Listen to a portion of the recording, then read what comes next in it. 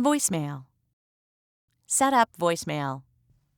To set up voicemail, from the home screen, swipe up from the bottom of the screen to access the Apps tray.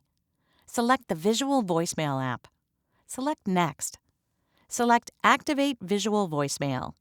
If you're a new customer and have not established a voicemail box, you'll be prompted to choose a password and greeting. Access and check voicemail. When you receive a new voicemail, the voicemail icon will appear in the notification bar. From the home screen, swipe up from the bottom of the screen to access the Apps tray. Scroll to and select the Visual Voicemail app. Select the desired message to listen to the voicemail. Select the play icon to listen to the message. Select the pause icon to pause the message. To delete the message, select the delete icon. Select delete to confirm. You can also access your voicemail to check your messages by selecting and holding the 1 key from the dial pad.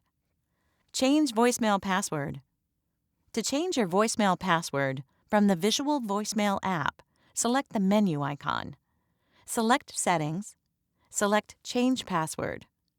Enter the new password, then enter the password again to confirm. Then select Continue.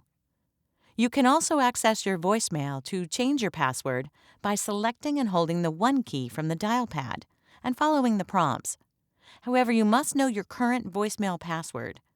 If you've forgotten your existing voicemail password, you'll not be able to access voicemail until you reset your voicemail password.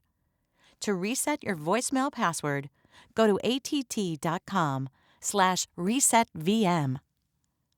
Voicemail settings.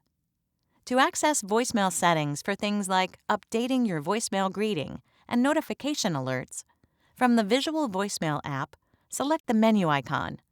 Select Settings. Edit the desired settings.